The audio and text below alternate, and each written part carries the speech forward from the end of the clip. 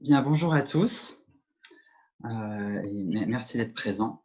Avant de débuter le webinaire, pour ceux qui ne me connaissent pas, je vous présente très brièvement Les Affranchis, qui est la section française du mouvement Students for Liberty, un réseau de jeunes qui cherchent à faire vivre le débat autour de grandes questions d'économie et de société, en mettant au centre toujours l'individu et la liberté comme valeurs fondamentales.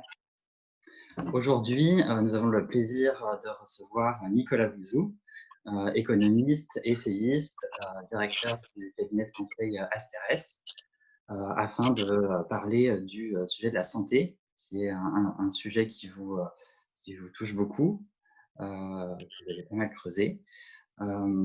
Et donc, si vous êtes d'accord, est-ce que vous pourriez nous expliquer un peu si la santé a un prix et pourquoi est-ce qu'on peut considérer la santé comme un marché? Alors déjà, la santé, elle a forcément un prix puisqu'elle a un coût. Et puisqu'elle fait l'objet de transactions et au fond, tout ce qui permet de concourir à une meilleure santé, que ce soit dans le domaine de l'industrie, que ce soit dans le domaine des services, fait l'objet d'une production, donc exige des capitaux qui sont rares. En face de cette production, vous avez une demande plus ou moins importante. Donc, de toute façon, il y a forcément un prix. Ça ne veut pas dire qu'il n'y a pas de régulation, ça ne veut pas dire qu'il n'y a pas de moyen de mutualiser la consommation. C'est ce qu'on fait dans beaucoup de pays, dans la plupart des pays d'ailleurs. Vous avez des systèmes d'assurance santé. D'ailleurs, en règle générale, vous avez un peu d'assurance publique et un peu d'assurance privée. Alors, dans un pays comme la France, vous avez surtout de l'assurance publique, mais enfin, vous avez aussi de l'assurance privée. Aux États-Unis, vous avez plutôt l'inverse, mais en tout cas, dans quasiment tous les pays du monde, la consommation de santé, elle est très largement mutualisée. Donc, on est sur un système qui est un système économique avec une vraie difficulté, et c'est ça qui, en réalité, complexifie la réflexion et l'analyse que l'on peut faire du marché de la santé, c'est qu'on a considéré que la santé n'était pas un domaine comme un autre. Et que ça n'était pas un bien, pour reprendre le langage de la microéconomie, ça n'était pas un bien comme un autre. Plus exactement, en matière de santé, on essaie d'avoir une répartition qui soit une répartition jugée politiquement ou socialement désirable. Alors, je sais bien que ce sont des termes d'ailleurs qui, chez certains libéraux intransigeants, peuvent faire hurler, mais en même temps, la réalité est celle-là, et dans tous les pays du monde, quasiment, on mène une politique qui est une politique, d'une certaine façon, de redistribution des biens de santé pour faire en sorte qu'il n'y ait pas trop de différence, il y en a forcément, mais pour faire en sorte qu'il n'y ait pas trop de différence en matière de qualité de l'offre selon les individus. C'est-à-dire, au fond, on a un contrat social qui consiste à dire quels que soient nos revenus, quel que soit l'endroit où on habite, quel que soit notre âge, quelle que soit notre origine, peu importe, on est en droit d'attendre à peu près la même chose du système de santé. Donc, on a droit aux mêmes médicaments, on a droit à la même qualité médicale, on a le droit d'aller dans un hôpital, etc. C'est ça qui rend le sujet de la santé extrêmement difficile, parce qu'il faut mêler efficacité et équité, mais avec au fond des références qui, pour l'opinion publique, sont des références élevées. C'est-à-dire que l'opinion publique veut bien payer pour la santé, mais elle ne veut pas trop payer pour la santé. Donc, ça renvoie à votre question, d'ailleurs. Est-ce que ça a un prix? Bah, oui, ça a un prix. Et quand on dit la santé n'a pas de prix, c'est faux. C'est faux. Si vous dites aux gens les cotisations sociales affectées à la santé vont représenter 95% de votre salaire, bah, évidemment, personne ne sera d'accord avec ça. Personne, même ceux qui considèrent que la santé est ce qu'ils peuvent mettre de plus haut, ils ne seront pas prêts à payer 95% de leur vie en cotisation santé. Donc, bien évidemment, la santé a un prix. D'un côté, elle a un prix. Et de l'autre, l'aspiration des individus, c'est évidemment de bénéficier des meilleurs services de santé possibles. Et alors, si je veux encore plus compliquer l'équation, mais ça permettra d'enrichir notre débat, en ce moment, ça c'est pas vrai de tout temps, mais en ce moment, dans le domaine de la santé, on a une vague d'innovation, notamment dans le domaine thérapeutique, pas que, hein, il y a de l'innovation partout en santé, il y en a dans l'imagerie, il y en a dans la chirurgie, il y en a dans la distribution de services de santé avec Doctolib, par exemple, mais le plus important pour moi, enfin le plus spectaculaire en tout cas, ce sont les innovations qu'on voit dans le domaine thérapeutique, c'est-à-dire dans les médicaments. Moi, je travaille beaucoup sur les maladies rares ou sur les cancers.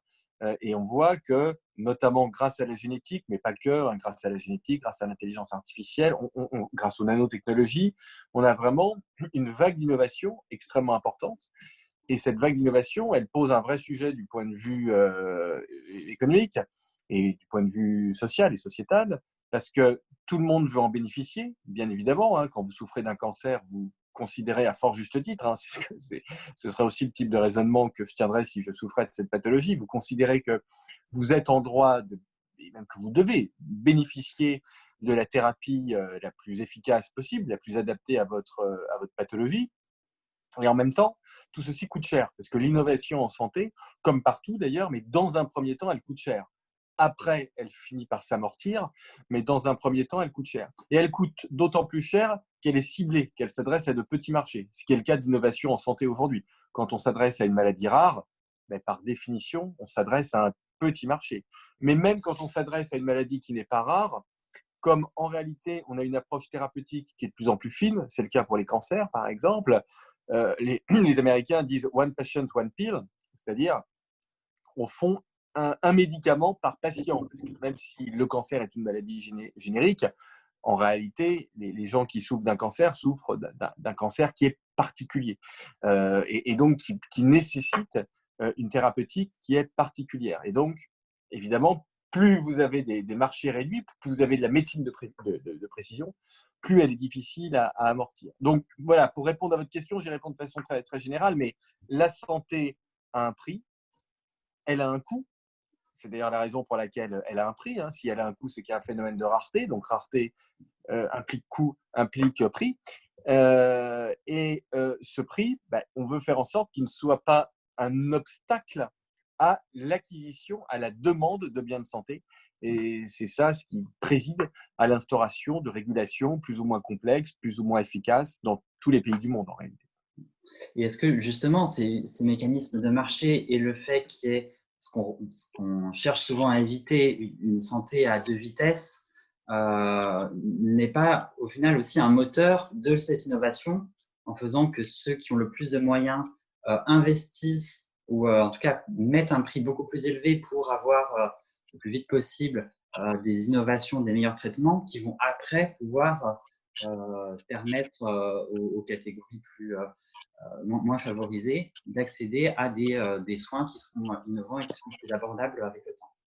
Alors, votre raisonnement est parfaitement juste pour tout ce qui n'est pas du domaine de la santé. Mais justement, pour la santé, votre raisonnement est intellectuellement juste, hein, bien évidemment. Je ne dis pas qu'il est faux, mais simplement, il n'est pas audible pour l'opinion publique. C'est-à-dire qu'au fond, je reprends l'exemple d'une thérapie contre le cancer. Comprenez bien que si cette thérapie existe, tout le monde veut en bénéficier, mais à un degré qui est beaucoup plus important qu'une voiture. Une Tesla, par exemple, donc prenons une voiture qui est un peu à la frontière technologique aujourd'hui, les modèles les plus récents de Tesla, vous avez un tas de gens qui ne peuvent pas se les acheter. Là, on est typiquement dans le raisonnement que vous tenez. Le raisonnement que vous tenez est parfaitement audible. C'est-à-dire qu'au fond, une Tesla dernier cri, bon, on n'est quand même pas scandalisé que tout le monde puisse pas se l'offrir, ce n'est pas un bien de première nécessité. Et donc, vous avez la catégorie de la population la plus aisée qui peut y accéder. Et on se dit en effet que ça va créer un marché, ça va permettre à Tesla de scalabiliser. Je ne parle pas bien, je parle en franglais, mais ça va permettre de faire des économies d'échelle. Et in fine, peut-être que des gens qui sont un peu moins fortunés pourront avoir accès à des Tesla. Donc là, on est typiquement dans ce que vous dites et c'est parfaitement acceptable. Dans le domaine de la santé, et c'est là, en fait, votre question, elle met vraiment le doigt sur la grande difficulté de notre sujet et qui est un sujet difficile pour les libéraux, comme moi, qui mettent, comme moi, je mets comme vous la liberté individuelle au-dessus des autres valeurs. Donc, je partage ça avec vous. Hein, c'est la raison pour laquelle je suis là ce soir. Donc, je partage ça avec vous. Et en même temps, il faut bien voir que cette exigence d'équité et même, disons-le clairement, disons les mots qui fâchent, cette exigence d'égalité dans le domaine de la santé, elle est absolument légitime de mon point de vue, mais de toute façon, il faut la prendre comme une donnée exogène. C'est-à-dire que même si vous la trouvez comme étant illégitime, vous ne changerez pas ça. Je changerai pas ça. D'accord? Et donc, il faut la considérer comme étant une donnée exogène, une contrainte, comme on dit en microéconomie, et il faut raisonner avec ça. Et donc, il faut se dire, avec cette exigence d'égalité, comment j'imagine un système qui soit un système le plus optimal possible, et puis aussi un système qui, parce qu'on a le droit d'en parler, on est des libéraux, un système qui préserve au maximum la liberté individuelle. Et la liberté individuelle, c'est la liberté de deux côtés, la liberté du côté de la demande, hein, je veux choisir mon médecin, mon hôpital, etc. Et la liberté du côté de l'offre, je suis un entrepreneur dans le domaine de la santé et j'ai envie de pouvoir entrer sur un marché qui fonctionne bien, ou si je suis talentueux, je pourrais trouver des débouchés, je serais payé, je pourrais trouver une demande solvable si mon produit est bon, etc. etc. Et est-ce que cette collectivisation, entre guillemets, du secteur de la santé ne conduit pas aussi à j'emploie des gros mots peut-être, Allez-y, allez-y, allez-y, on est là pour ça. à, à, Allez-y, n'ayez pas peur, hein, pas... on vous en voudra pas. ne plus avoir le principe de consommateur-payeur. Ouais, Fait que ce n'est pas celui qui va avoir les soins qui va évidemment payer pour ces bien soins-là, sûr. et qui fait qu'on va parfois avoir des personnes qui sont peut-être en fin de vie dans tous les cas, qui vont bénéficier de soins dont elles n'auraient pas souhaité payer les coûts si c'était à ces personnes-là de les endosser. Alors, je vais faire deux remarques par rapport à ça. Première remarque, le terme de collectivisation est excessif parce que collectivisation, ça voudrait dire que vous avez une propriété publique des moyens de production. Alors, c'est vrai dans certains segments du système de santé. L'hôpital public, par exemple, il est détenu par l'État d'une façon ou d'une autre. Donc là, il y a bien collectivisation. Mais ce n'est pas vrai des cliniques, ce n'est pas vrai de certains hôpitaux. Vous avez en France certains hôpitaux qui sont, c'est très peu connu, mais qui sont de droit privé. Les centres de lutte contre le cancer, moi je connais bien l'économie du cancer, les centres de lutte contre le cancer, il y en a un pas très loin de chez moi, au sud de Paris, Gustave Roussy, c'est un hôpital de droit privé. C'est pas une entreprise, c'est pas une ESA, c'est pas une société anonyme, mais on est bien dans le domaine du droit privé. Et puis vous avez toutes les entreprises qui fabriquent des médicaments, ce sont des entreprises, là pour le coup, ce sont des SA, des SARL, donc on est bien dans une économie qui est une économie avec des moyens de production qui sont privés. Après, il y a des modes de régulation publique au niveau des prix, et vous avez, et c'est le deuxième point de votre question, un mécanisme qui est un mécanisme assurantiel. Et ce que vous dites, au fond, ce n'est pas propre au secteur public. C'est-à-dire que au secteur oui, public, c'est ça, oui. C'est-à-dire que vous pouvez, quand vous êtes assuré auprès d'une assurance privée, c'est le cas dans certains pays. Dans certains pays, il n'y a pas de l'équivalent de l'assurance maladie. Il n'y a que des assurances privées. Prenez la Suisse, par exemple, ce sont des assurances privées. Mais ce qui est intéressant, c'est que peut-être que le système suisse fonctionne mieux par certains aspects, mais la question que vous posez, elle se pose aussi exactement dans le système suisse, qui est un système privé. C'est-à-dire, au fond, une personne qui est en fin de vie, est-ce qu'il est légitime de lui octroyer des soins qui sont très coûteux, alors qu'on va rallonger sa vie de quelques semaines, de quelques mois, et que ces soins très coûteux seront payés par l'ensemble de la collectivité? Alors d'ailleurs, à cette réponse, le débat est ouvert, hein, moi je réponds oui. Je réponds oui. Et vous avez, pour le dire rapidement, deux traditions philosophiques pour répondre à cette question.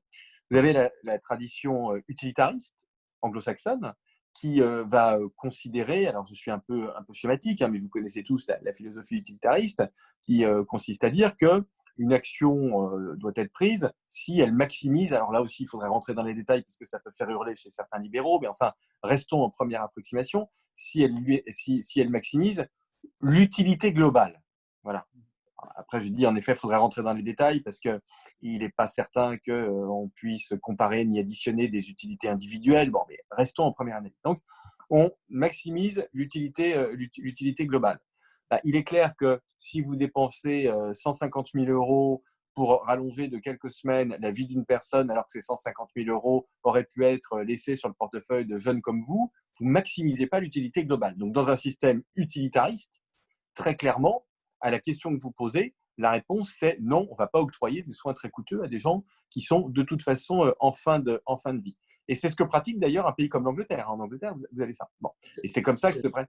Je termine juste sur ma pensée, je vous laisse m'apporter la contradiction, je termine juste sur mon raisonnement. Vous avez une deuxième philosophie, qui est la philosophie à laquelle moi je m'attache, qui est aussi une philosophie libérale, hein, d'ailleurs. Hein. C'est une autre branche de la philosophie libérale, qui est la philosophie des Lumières, la philosophie kantienne, qui considère au fond que les décisions à prendre ne sont pas des décisions d'ordre utilitariste, que ce sont des décisions, en l'occurrence, d'ordre moral, et que l'individu est la fin ultime. Et donc, si l'individu est la fin ultime, et si pour rallonger la durée de vie d'une personne, il en coûte 50 000 euros, ben vous vous dites, OK, je dépense ces 50 000 euros et je m'organise pour faire en sorte que ce soit le mieux affecté possible et que ça ne crée pas de problèmes économiques pour les autres, etc. Donc, vous voyez, vous avez vraiment ces deux directions philosophiques qui sont toutes… Moi, je vous ai dit ma préférence, ce qui n'a aucun intérêt d'ailleurs, hein, ça n'engage que moi, mais en tout cas, les deux sont tout à fait fondés. Ce qu'on peut dire quand même, c'est qu'il y en a une qui est, mais ça n'invalide pas le débat, hein, mais il y en a une qui est plutôt de tradition anglo-saxonne et une autre qui est plutôt de tradition, on va dire, franco-allemande, continentale. Je vous ai interrompu, pardon. C'est moi qui allais vous interrompre.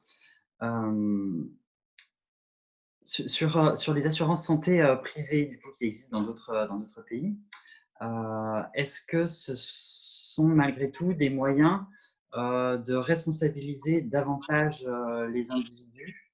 Est-ce que le fait que ce soit des assurances qui sont privées, elles mettent en place davantage d'incitations pour que leurs assurés prennent soin de leur santé et minimisent, on va dire, le recours aux soins?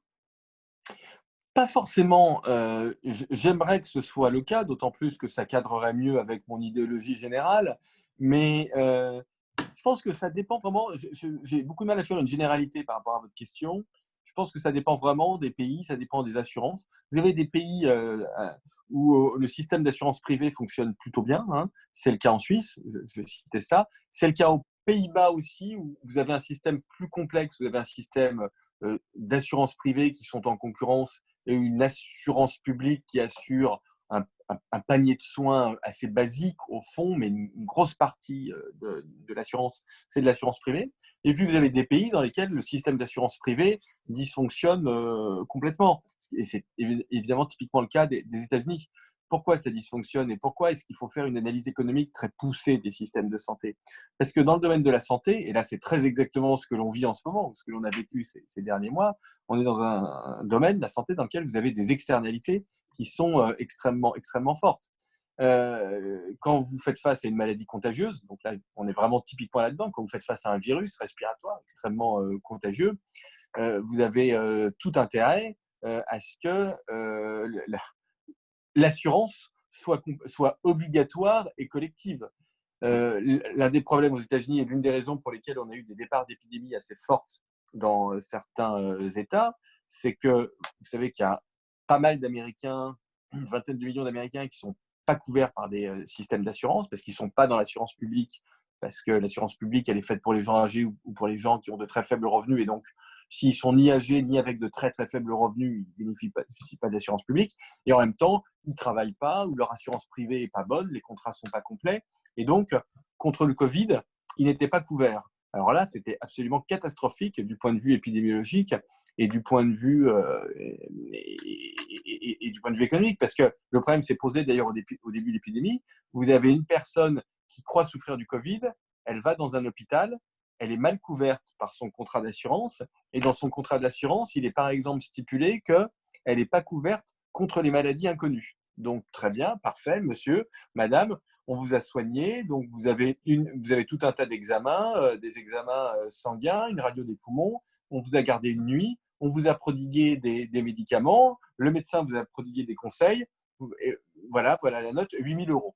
Bon, ce qui est une somme pas très élevée aux États-Unis pour une ou deux nuits passées à l'hôpital. Donc 8 000 euros et vous n'êtes pas couvert. Donc monsieur, vous nous donnez 8 000 euros. Bah, si vous ne donnez pas 8 000 euros, vous êtes déclaré en faillite, on saisit vos biens, etc. Bon. Donc évidemment, vous comprenez bien que ce n'est pas une incitation très forte à aller voir son médecin pour lui dire je pense que j'ai le coronavirus. Donc c'est pour ça que je vous disais, hein, pour nous libéraux, c'est un sujet compliqué. C'est un sujet compliqué parce que il y a une facilité libérale qui serait de dire on a un système complètement privé avec des régulations minimales, etc. Mais ça, en fait, c'est pas possible. Et puis, vous avez l'autre extrême que je combats aussi, qui consiste à dire il faut aucune liberté dans le système, parce que de toute façon, la santé, c'est un bien collectif, comme l'a rappelé notre président de la République, comme l'a dit notre président de la République, et donc tout doit être collectivisé. Mais je pense que ce sont deux erreurs. En fait. Je pense qu'il faut se dire que on peut en discuter, mais on est en effet sur un bien qui est un bien, en tout cas collectif, dans la mesure où il y a des externalités très importantes, il y a une exigence d'égalité qui est importante, et en même temps, il faut conserver beaucoup de liberté pour des raisons d'efficacité, puisque la liberté est ce qui est le plus efficace du point de vue économique, et pour des raisons philosophiques, parce qu'on est en droit, parce que la liberté est un droit. Alors, effectivement, il y a des tragédies, des communs, notamment toutes les questions de vaccination, de prévention, où du coup, ça justifie une intervention de l'État. Vous avez dit que malgré tout, un système plus libéral permettrait davantage d'efficacité. Là, on sait on s'est rendu compte durant la crise du coronavirus que plus d'un tiers des emplois dans les hôpitaux en France étaient occupés par du personnel administratif qui n'avait pas de lien avec le médical. Est-ce que des systèmes du coup d'hôpitaux privés en concurrence conduiraient à une meilleure gestion des coûts et du coup à des services Ouais. meilleurs et plus abordables pour Oui, je crois. Oui, je crois. Tout à fait. Là, pour le coup, je vais vous suivre. Alors, avec quand même une petite nuance, c'est que le secteur privé est aussi assez fort pour fabriquer de la bureaucratie. Hein, donc, il ne faut pas idéaliser le secteur privé par rapport au secteur public. Hein. J'avais commis il y a quelques années un petit livre qui s'appelait La comédie inhumaine, qui expliquait qu'en matière de bureaucratie, de management bureaucratique, les grandes entreprises souvent n'avaient pas grand-chose à envier à l'éducation nationale, à l'hôpital public ou à la justice. Hein. Donc, il faut aussi voir que le secteur privé est aussi capable de faire de très, très grosses bêtises et d'avoir un très mauvais management. Mais globalement, ce qu'on a vu pendant cette crise, c'est que… Alors là, je reviendrai plutôt aux sources. Enfin, vous représentez les Students for Liberty. Je pense que le maître mot, c'est la liberté. C'est-à-dire que très clairement, moi, j'ai parlé à de très nombreux directeurs d'hôpitaux ces dernières semaines et tous m'ont dit la même chose. Ils m'ont dit si le secteur hospitalier a tenu, c'est parce qu'on n'a pas.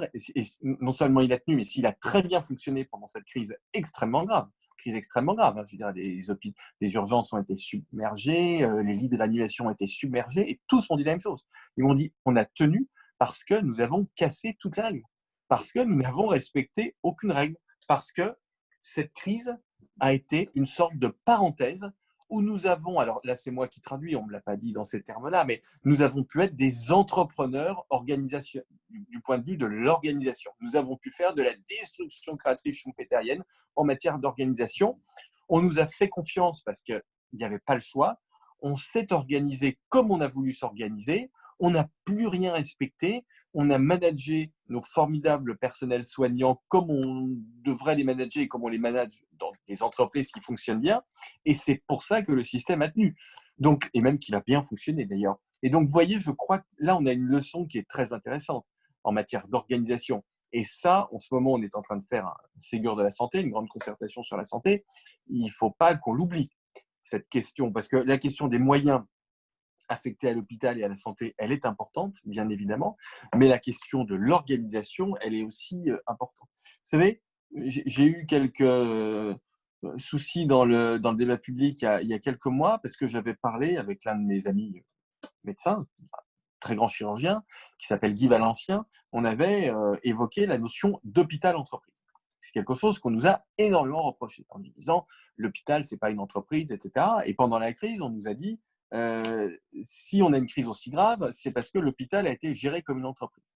Et en fait, ça, c'est complètement absurde.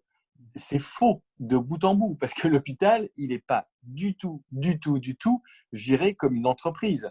D'ailleurs, comme je le dis souvent à ceux qui m'opposent cet argument, je leur oppose un autre qui en général clôt la conversation, c'est moi qui l'emporte, parce que ce que je leur dis, c'est qu'avant le Covid, les entreprises, elles recrutaient, elles investissaient et elles gagnaient de l'argent. Enfin, d'ailleurs, c'est plutôt dans l'autre sens. Elles gagnaient de l'argent, elles recrutaient et elles investissaient. Et les salaires augmentaient.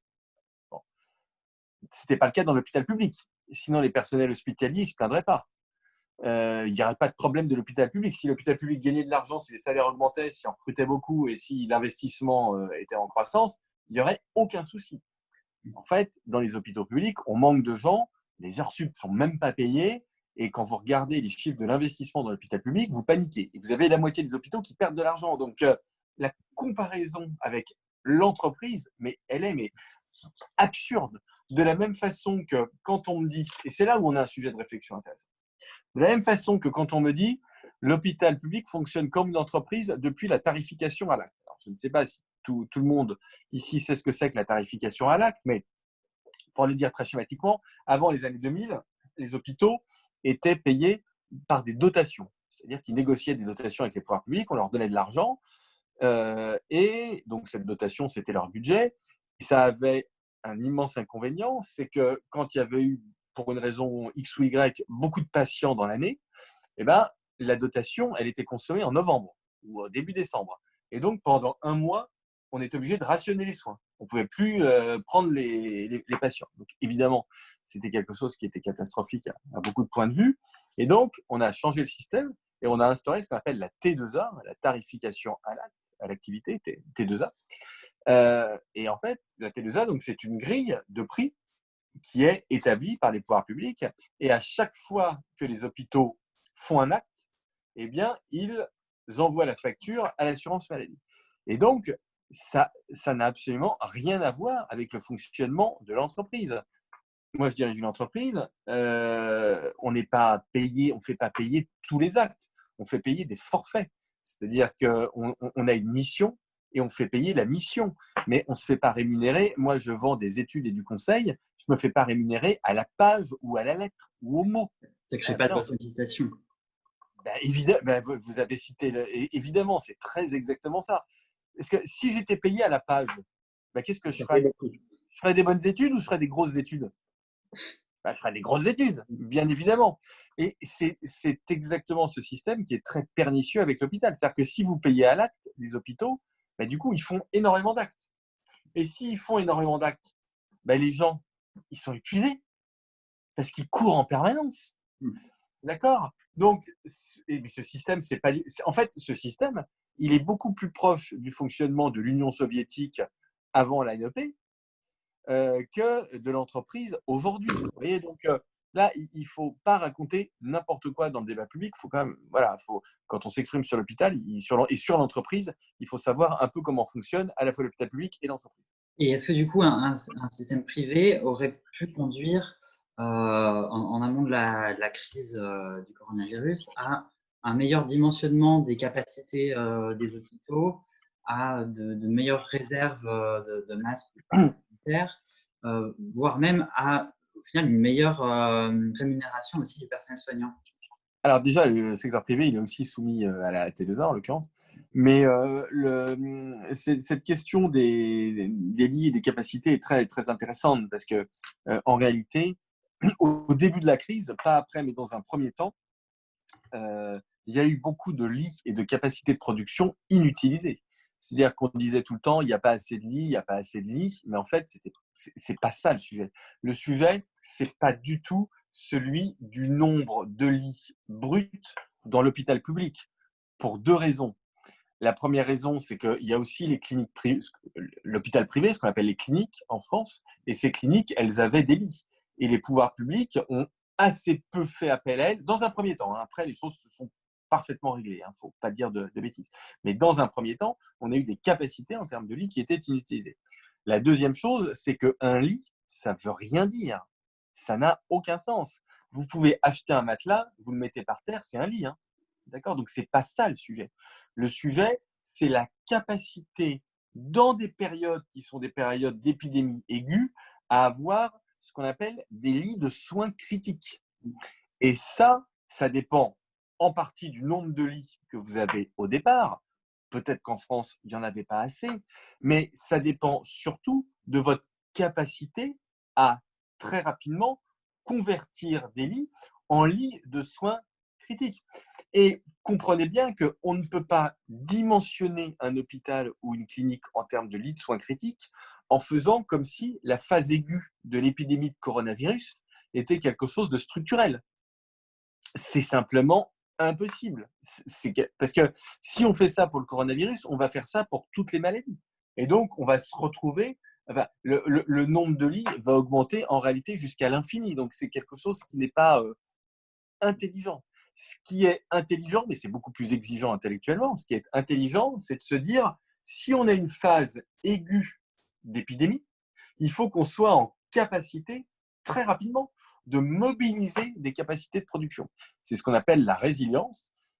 Voilà, le terme, tout le monde le comprend. C'est évidemment difficile à faire dans la réalité parce que ça demande une très grande réactivité et une très grande flexibilité organisationnelle. Mais ce qui a été passionnant pendant cette crise, c'est que vous voyez que, et c'est pour ça, moi, c'est l'une des raisons pour lesquelles je suis libéral sur le fond, quand vous donnez aux gens, quand vous leur donnez les moyens d'être réactifs, quand vous leur donnez les moyens de bien faire leur boulot, ben, ils le font bien. C'est ça ce qui est très intéressant. Et quand ils le font mal, c'est bien souvent parce qu'on ne leur donne pas les moyens ou parce qu'on leur met trop de contraintes. Donc ça, c'est vraiment une leçon qu'on doit tirer de cette crise. J'invite tous ceux qui nous regardent à poser vos questions dans l'onglet questions-réponses de Zoom ou dans les commentaires Facebook. Pour ceux qui sont sur Zoom, je pense qu'on a même moyen de vous donner la parole si vous souhaitez les poser à l'oral. J'ai déjà une question de Victor qui souhaiterait, Monsieur Bouzou, que vous nous détailliez un peu les différences qui existent entre les systèmes suisses et néerlandais d'assurance santé. Alors, dans le système suisse, de ce que j'en sais, hein, parce que je ne suis ni un spécialiste du système de santé suisse, ni un spécialiste du système de santé néerlandais, mais le système de santé suisse est privé, notamment du côté des assurances. Donc, il y a des régulations hein, en termes de prix, en termes aussi de qualité de panier de soins, ça, vous retrouvez ça absolument partout, mais ce sont des assurances privées qui sont en concurrence. Aux Pays-Bas, vous avez un système qui est un système à plusieurs étages, comme je le disais tout à l'heure. C'est-à-dire que vous avez des caisses d'assurance privées qui sont très grosses, hein, qui sont en concurrence, mais vous avez aussi un système public qui ressemble à l'assurance maladie, qui est un système pour le coup de solidarité, qui pour les biens qui sont les biens essentiels, propose un panier de soins qui est un panier de soins remboursé à 100% et homogène.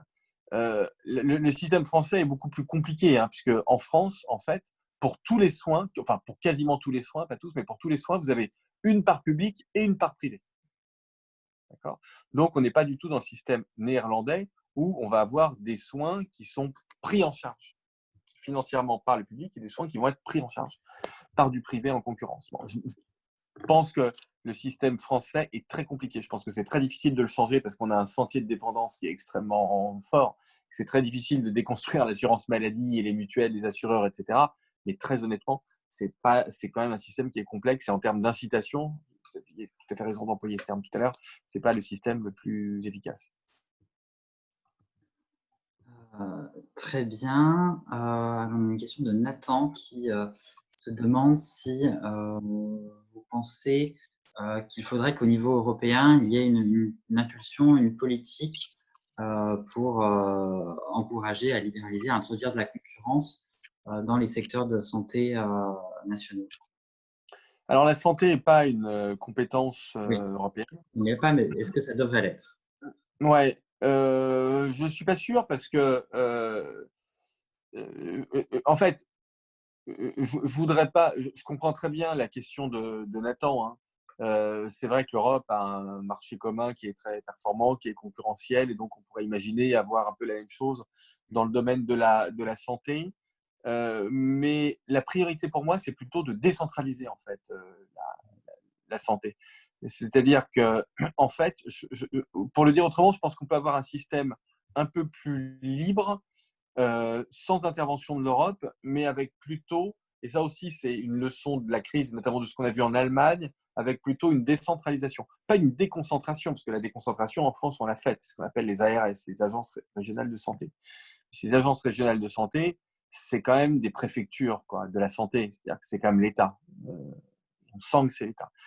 Donc moi, je suis plutôt favorable à une décentralisation qui permettrait de l'expérimentation organisationnelle au niveau des régions ou des départements d'ailleurs. Hein. Les départements sont peut-être pas les communes évidemment, mais les départements sont peut-être le bon échelon pour mener des politiques de santé qui sont des politiques de santé un peu originales, à la fois pour l'organisation hospitalière, mais ça peut être aussi, vous voyez, sur la question des compétences par exemple. Moi, je travaille beaucoup sur l'extension. Je pense qu'il faut aussi, pour donner davantage de liberté au système, il faut étendre les compétences des infirmiers, des pharmaciens. Enfin, il faut les laisser faire. Quand ils veulent faire des choses, je pense qu'il faut leur faire confiance et il faut les laisser faire des choses. On va dans ce sens-là en France. On progresse beaucoup. Aujourd'hui, les pharmaciens, par exemple, peuvent faire de la vaccination contre la grippe. Moi, j'ai beaucoup poussé ça et j'ai une part de responsabilité là-dedans. J'en suis très fier. Mais il faut aller encore plus loin.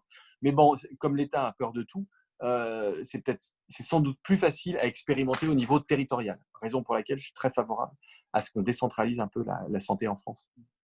Est-ce qu'il faudrait mettre fin au numerus clausus? Oui, oh oui, bien sûr, j'aime pas les. Alors, là aussi, hein, ce sont des choses qui sont en train d'être faites, mais bien sûr, évidemment, je trouve que les numerus clausus. Un numerus clausus, pour moi, c'est toujours une mauvaise idée. Pourquoi c'est une mauvaise idée? Parce que le numerus clausus repose sur l'idée selon laquelle la connaissance centralisée est supérieure à la connaissance décentralisée. C'est-à-dire que l'État saurait de combien de médecins, de combien de dermatos, de combien de cardiologues on aura besoin dans 10 ans. C'est absolument absurde. Il n'en sait rien. Voilà, il n'en sait rien. Et donc, quand on n'en sait rien, il vaut mieux décentraliser la prise de décision et le risque, parce que la connaissance elle-même n'est pas centralisée. Et donc, il vaut mieux faire ça plutôt que faire des numerus clausus. Donc, je suis défavorable, évidemment, comme l'actuel gouvernement, hein, au numerus clausus. Alors, on a une question de Guillaume Cala qui dit que vous avez dit que le système de santé américain était libéral. Pourtant, les dépenses de santé aux États-Unis s'élèvent à plus de 10 000 $ par habitant, contre un peu moins de 5 000 en France. Je pense que les niveaux de soins ne sont pas si différents que ça. Du coup, qu'est-ce qui explique qu'aux États-Unis, ça coûte 2 fois plus cher par habitant qu'en France? Ouais, le système de santé aux États-Unis est très particulier parce qu'il est à la fois, il a des aspects qui sont libéraux et par certains aspects, il ne l'est pas du tout. Le côté libéral, c'est en effet que le système d'assurance, c'est pour l'essentiel un système d'assurance privée qui dépend du fait que vous êtes salarié ou pas, avec des niveaux de cotisation qui sont très importants, des contrats, une concurrence qui se fait beaucoup en réalité par les coûts pour les assurances, parce que le coût des soins est très élevé. C'est ça ce qu'il faut comprendre. Et pourquoi le coût des soins est très élevé? Parce que l'État américain considère que la santé, c'est aussi de l'économie. Et donc, pour soutenir le système de santé, il faut avoir des politiques de prix élevés, notamment dans le domaine de l'industrie. Quand vous regardez le prix des instruments chirurgicaux aux États-Unis, c'est bien plus important que le prix des instruments chirurgicaux en France. Pourquoi? Parce que, en fait, le système de santé, il fait aussi de la politique industrielle. C'est-à-dire qu'il préfère acheter des instruments chirurgicaux très chers parce que c'est bon pour les industriels américains qui ont capté une rente. Hein. Vous, les Oui, libéraux, vous connaissez oui. des choses, des raisonnements avec lesquels vous êtes absolument familiers, et moi aussi. Hein. Donc, on est vraiment dans des rentes à la Stigler et des rentes, du coup, qui sont incorporées dans les coûts de santé. Et ces coûts de santé sont absorbés par les assurances qui, du coup, essaient de les faire baisser en diminuant la qualité. Donc, vous voyez, on est dans un système qui est un système extrêmement pernicieux et du coup, avec des dépenses qui sont très élevées et des résultats en termes de santé publique qui sont très mauvais. Puisque si je prends, alors là aussi, on peut discuter des indicateurs, mais si je prends le plus simple, qui est l'espérance de vie à la naissance, vous avez une espérance de vie à la naissance aux États-Unis qui est faible, beaucoup plus faible qu'en France, par exemple, avec des dépenses de santé qui doivent être de mémoire. Alors, de mémoire, hein, je sais pas, en France, on doit être à 10-12% du PIB, ils doivent être déjà à 15-16% du PIB. Bon, et en plus, avec un PIB qui est plus important aux États-Unis que chez nous. Donc, ça veut dire que la dépense de santé par habitant, c'est les chiffres que vous donniez tout à l'heure, elle est beaucoup plus importante aux États-Unis qu'en France, mais avec des résultats en termes de santé publique qui sont moins bons. Alors, quand je dis qu'ils sont moins bons, c'est moins bon en moyenne, parce que comme on a un système très inégalitaire, vous avez des pôles d'excellence aux États-Unis extraordinaires dans tout un tas de domaines, en cancérologie, en fertilité. Hein. Vous avez aux États-Unis, par exemple, ce qu'on appelle les Fertility Institutes. Vous en avez un à Los Angeles, par exemple, qui est l'un des plus connus au monde, des plus gros au monde. Si vous souffrez de problèmes de fertilité, c'est là que vous allez recevoir les meilleurs soins au monde. Voilà. Avec les plus gros investissements en R&D, les médecins les mieux payés au monde, etc. Donc, vous avez des pôles d'excellence, mais un système qui, globalement, est un système inégalitaire et, en moyenne, pas très performant. Mais ce n'est pas vraiment un système libéral. Oui, Donc, il ne faut pas les tomber dans ce panneau-là. Hein. de connivence qui cause Voilà. cette C'est très exactement ça. C'est pour ça que je suis plus intéressé. Je regarde toujours le système de santé américain parce que c'est intéressant à observer, mais je ne l'ai jamais vu comme modèle. Je le vois plutôt comme un contre-modèle. Et là encore, l'expression que vous donnez de capitalisme de connivence est la bonne. Vous avez 1000 fois raison. Donc, je suis beaucoup plus intéressé par ce qui se passe aux Pays-Bas ou par ce qui se passe en Suisse, surtout en Suisse, que par ce qui se passe aux États-Unis. On a une question d'un internaute sur Facebook qui parle en fait de cette 5e branche de la sécurité sociale qui serait potentiellement créée pour l'entretien des personnes contre la dépendance et ce genre de La choses. dépendance. Comment est-ce que ça pourrait être financé? Ce serait une augmentation ça va être financé, je pense, par une assurance obligatoire. Alors là, on est sur un sujet qui est très intéressant pour nous libéraux. Pourquoi il est intéressant? Parce qu'on est face à un échec du marché, un market failure. Vous avez quel âge, Guillaume? 24 ans. Vous avez 24 ans. Vous souffrirez peut-être d'un Alzheimer. Oui. L'Alzheimer, ça touche à peu près, les maladies neurodégénératives, on va dire que ça va toucher 15 à 20% d'une population à partir de 85 ans. Est-ce que vous allez cotiser aujourd'hui pour un risque qui a 20% de chances de se matérialiser quand vous aurez 85 ans? Est-ce que là, vous seriez prêt à donner de l'argent pour ça? Si c'est une cotisation pour mes propres soins dans 60 ans, Ouais. Mais ça m'embête quand c'est un système où je cotise maintenant pour payer les personnes qui sont… Oui, mais c'est ça l'assurance. L'assurance, Oui. c'est que vous cotisez pour ceux qui payent et vous en bénéficierez aussi parce que les suivants auront cotisé. En fait, le problème… Ça fait poser une dette sur les suivants qui auront… Ouais, mais le problème, c'est qu'on est face à un market failure parce que 90% des gens répondent non. Ils répondent non, on ne veut pas cotiser pour ça. On cotise pour la retraite parce qu'on est sûr, parce qu'on aura une retraite. On cotise pour la santé parce qu'on est sûr un jour ou l'autre, à minima, d'aller chez le médecin ou d'avoir un arrêt de travail parce qu'on sait pas quoi, parce qu'on a une grippe ou j'en sais rien. Bon. Donc là, on cotise, mais pour la dépendance, on ne cotise pas. Et donc aujourd'hui, on se retrouve face à une vraie difficulté, c'est que vous avez un grand nombre de gens qui souffrent de maladies neurodégénératives, que ces maladies neurodégénératives, elles sont prises en charge dans des établissements qu'on appelle les EHPAD, et que ces EHPAD, en fait, sont trop chers pour les payeurs, mais ne sont pas assez chers pour correctement rémunérer les gens qui y travaillent. Hein, un mois dans un EHPAD, ça coûte entre 2 000 euros et 5 000 euros. Donc, le revenu médian en France, c'est un peu plus de 1 500 euros. Donc, c'est beaucoup trop cher pour les Français. Et en revanche, ça ne permet pas de bien rémunérer les gens qui sont dans les EHPAD. Sujet difficile, hein. J'ai envie de vous renvoyer à la question qu'on abordait au début sur le fait que si les personnes ne souhaitent pas mettre ce prix-là pour c'est qu'ils n'en voient peut-être plus l'utilité même à titre individuel. Oui. Sauf qu'en fait, ils en voient, et là je vous renvoie aux travaux de l'économie comportementale, etc., ils n'en voient pas l'utilité sur le moment, mais en fait, ils en voient l'utilité après. Et ils se rendent compte qu'ils auraient dû cotiser, mais ils s'en rendent compte trop tard. Donc, même pour des libéraux, si vous voulez, même quand vous êtes un libéral intransigeant, honnêtement, je pense qu'il y a quand même un sujet, qui est vraiment un sujet difficile. Hein. Moi, ça fait des années que je réfléchis à ça. Je n'ai pas trouvé la bonne réponse, et personne n'a trouvé la bonne réponse d'ailleurs, puisque gouvernement après gouvernement, on annonce toujours une réforme de la dépendance et on annonce toujours cette nouvelle, ce 5e risque, hein, cette nouvelle branche de la sécurité sociale. Le gouvernement actuel le fait, hein, mais le précédent l'avait fait, Nicolas Sarkozy l'avait fait. En fait, on n'a jamais réussi à trouver le financement. Donc, parce que, alors pourquoi? Parce que justement, on veut éviter de passer par la case prélèvement obligatoire.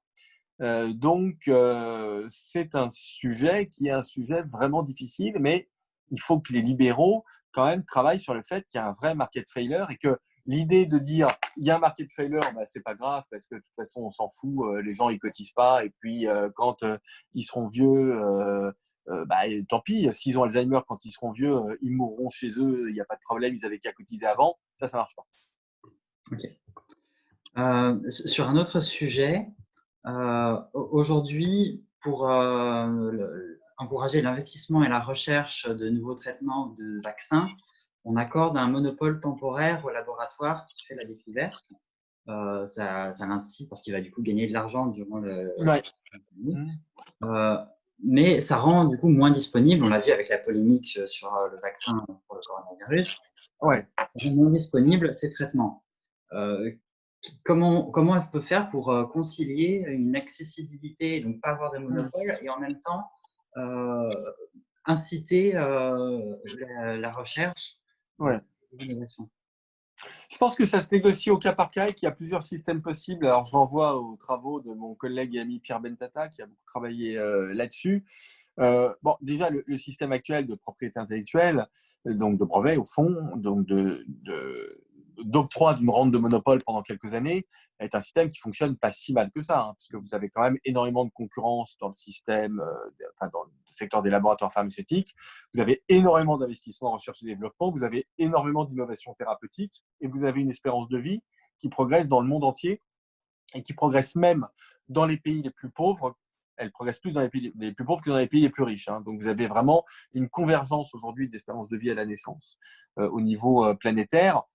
Donc, tout ça montre que le système ne fonctionne pas si mal. Pourquoi il ne fonctionne pas si mal? Alors là, pour le coup, puisque le marché fonctionne plutôt bien, y compris d'ailleurs avec une dimension éthique qui rentre dans le marché. C'est-à-dire qu'au fond, quand un laboratoire trouve un médicament qui apporte vraiment quelque chose d'important, un gain très important en matière de santé publique, il va l'amortir dans les pays développés et il va le vendre à des prix cassés, voire le donner dans les pays pauvres.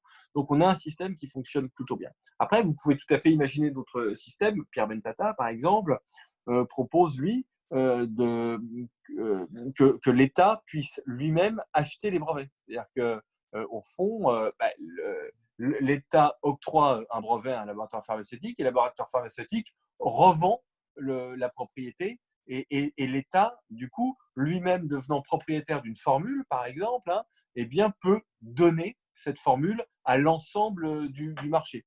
Donc, vous voyez, on peut imaginer aussi ce type de système. Et il y a une littérature académique hein, très abondante aujourd'hui. Mais regardez, sur l'affaire Sanofi que vous avez citée, qui est très intéressante, en fait, s'il y a un vaccin, quand il y aura un vaccin, et si on a encore besoin d'un vaccin au moment où il y a un vaccin, moi je pense que les choses vont bien se passer. C'est-à-dire que grosso modo, le vaccin, Sanofi ne va pas le vendre cher. Enfin, il n'y a que les anticapitalistes primaires qui croient que Sanofi va faire de l'argent sur un vaccin contre le coronavirus. Mais en fait, trouver un vaccin contre le coronavirus, c'est du point de vue business se lancer dans une galère absolument épouvantable. Parce que le vaccin, ça va coûter très cher à développer. Ils vont être obligés de le donner quasiment pour des raisons d'image. Donc, il y aura un gain, si je prends le cas de Sanofi, mais ça peut être n'importe qui, il y aura un gain en matière d'image, mais le vaccin, vous l'aurez, on l'aura, et les pays pauvres l'auront aussi, en réalité. Donc là, le mécanisme de marché concurrentiel, via la réputation, je pense, va plutôt bien fonctionner. Oui, via la réputation, mais du coup, ce n'est pas une incitation économique à produire un vaccin. Bah, elle existe via la réputation, mais c'est très fort. Oui, c'est ça. Oui. C'est très fort. C'est Okay. très fort. Parce que vous voyez quand même que le vaccin, tout le monde essaie de le trouver en ce moment. Et d'ailleurs, c'est incroyable de voir comme le capitalisme fonctionne bien. Parce que, au fond, quand le coronavirus est arrivé, moi, j'ai certains industriels qui m'ont dit coronavirus, c'est quand même compliqué parce que ça va être fortement concurrentiel. Et puis, c'est peut-être ce qu'on est en train de dire, peut-être que le virus va disparaître. Donc, on aura dépensé des centaines de millions d'euros en pure perte parce que le virus aura disparu. Et finalement, il y a quand même aujourd'hui plusieurs dizaines de projets de vaccins et plusieurs dizaines de projets de médicaments contre le coronavirus. Donc, ça montre que le marché est quand même incroyablement efficace et que les opérateurs sont prêts à prendre énormément de risques. Parce que là, franchement, le risque, quand vous lancez dans un vaccin contre le coronavirus, le risque industriel, mais il est colossal. Il est colossal. Ce qui veut dire d'ailleurs que les actionnaires sont très gentils. Hein. Alors franchement, hein, ils sont super gentils. Hein, parce que le business model du vaccin contre le coronavirus, il n'est pas évident. Hein. Ouais, je comprends. On a une nouvelle question de Victor qui nous demande quelles seraient les principales mesures à prendre pour décentraliser le système de santé. S'il fallait Bah ça, prendre je pense des que mesures. c'est une discussion qu'on doit avoir là. Apparemment, le président de la République veut faire un acte 3 de la décentralisation. Donc, c'est des discussions qu'on doit avoir à ce niveau-là. La discussion, c'est quel type de compétences, quel type de décisions on fait descendre au niveau des régions ou des départements. Moi, je vous donnais un exemple concret. Je pense que les compétences des médecins, des infirmiers, des infirmières, des pharmaciens, c'est-à-dire le spectre de ce qu'ils ont le droit de faire, ça doit descendre au niveau des départements. Et c'est déjà beaucoup. Hein. Enfin, je veux dire, c'est déjà des sujets de réflexion qui sont très intéressants. Je pense qu'on peut être un peu audacieux et que le type de gouvernance de l'hôpital, est-ce qu'un directeur d'hôpital doit nécessairement être un haut fonctionnaire? J'ai beaucoup de respect pour les hauts fonctionnaires français qui sont compétents, honnêtes, etc., qui ne déméritent pas du tout. Mais est-ce que ça peut pas être parfois, est-ce que ça peut pas être intéressant qu'un chef d'entreprise, même très disruptif comme un Elon Musk, dirige un hôpital? Je trouve ça intéressant. Hein. Je pense que ça peut apporter quelque chose. Vous voyez? Donc ça, c'est des choses qui pourraient se décider au niveau local. Une autre question de Nathan. Faudrait-il diminuer les normes nécessaires à l'élaboration du matériel médical? Il fait notamment référence aux masques dont les normes de production ont ralenti un peu l'approvisionnement. Je pense que sur certains biens, oui, on peut les diminuer. Et l'exemple des masques est très intéressant. Au Luxembourg, pendant la crise, le Luxembourg, c'est un pays très sérieux avec un système de santé publique très développé, avec un État extrêmement présent. Donc, c'est vraiment pas du tout un pays où on fait n'importe quoi, le Luxembourg. Hein. C'est un pays très strict. Je connais très bien. Je connais bien avec le Premier ministre. Le Luxembourg, ils ont dit, au fond, la priorité, c'est pas qu'on ait des masques qui soient des masques efficaces à 100%, c'est que tout le monde se couvre le nez et la bouche. Voilà, c'est ça la priorité, parce que c'est ça ce qui va freiner en fait la transmission du virus. Et donc les Luxembourgeois ont dit, à la limite, ça peut même être une écharpe. Si c'est une écharpe ou un foulard, ben on s'en moque, parce qu'au fond, ce qui est important, c'est que tout le monde se masque le nez et la bouche. Si tout le monde fait ça, on va considérablement diminuer la transmission du virus. Là, on est sur une approche libérale, typiquement, qui me paraît. Alors, il faudrait ensuite en débattre avec des médecins, mais ça me paraît très intéressant. Donc, sur certains sujets comme celui-ci, je serais plutôt tenté de répondre par la positive à Victor. Très bien. Il vous reste pas beaucoup de temps, je crois. Non, il me reste encore 2 minutes. Je peux prendre une question. Est-ce qu'on a une question?